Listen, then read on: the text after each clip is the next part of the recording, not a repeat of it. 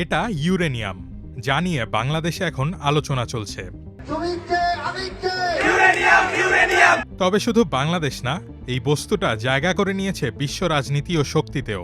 এই ইউরেনিয়াম একদিকে যেমন সম্ভাবনার প্রতীক, অন্যদিকে ধ্বংসের হাতিয়ারও। চলুন জেনে নিই এই ইউরেনিয়াম কেন এত গুরুত্বপূর্ণ।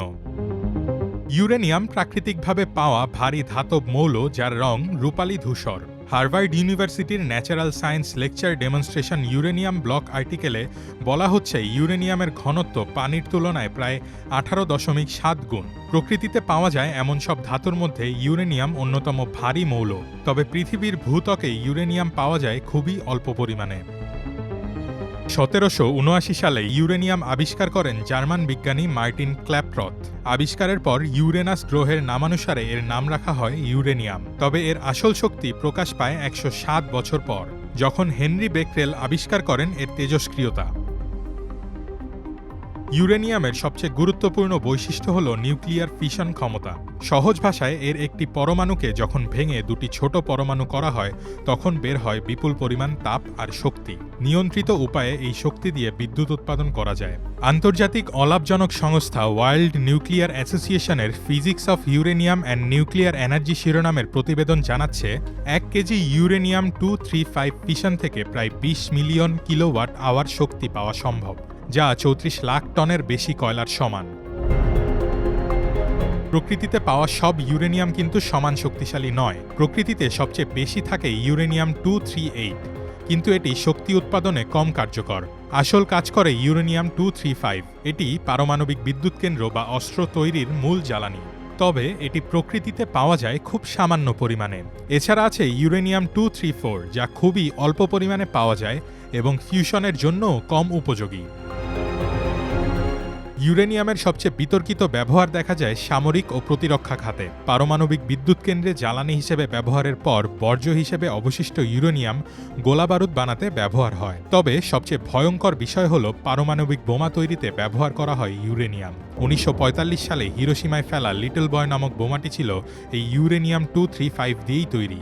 এক মুহূর্তের সেই বিস্ফোরণ আজও মানব ইতিহাসের এক কালো অধ্যায় হয়ে আছে। পাশাপাশি চেরনোবিল বা ফুকুশিমার মতো পারমাণবিক দুর্ঘটনা আমাদের মনে করিয়ে দেয় সামান্য অসাবধানতা পুরো পৃথিবীর অস্তিত্বকে হুমকির মুখে ফেলতে পারে। মুদ্রার উল্টো পিঠটা কিন্তু আবার একেবারে অন্যরকম। ইউরেনিয়াম মানেই শুধু বোমা নয়। বিশ্বের অনেক দেশে পারমাণবিক বিদ্যুৎ কেন্দ্রে বিদ্যুৎ উৎপাদনের জন্য ইউরেনিয়াম ব্যবহার হয়। বাংলাদেশের রূপপুরেও জ্বালানি হিসেবে ইউরেনিয়াম ব্যবহার করা হবে। ইউরেনিয়ামের সবচেয়ে বড় সুবিধা হলো এতে কোনো কার্বন নিঃসরণ হয় না, যা জলবায়ু রক্ষায় দারুণ কার্যকর। এছাড়া ক্যান্সারের রেডিওথেরাপি বা কৃষি গবেষণায় নতুন নতুন জাত উদ্ভাবনের পরীক্ষা নিরীক্ষার জন্য ইউরেনিয়ামের প্রয়োজন গুরুত্বপূর্ণ।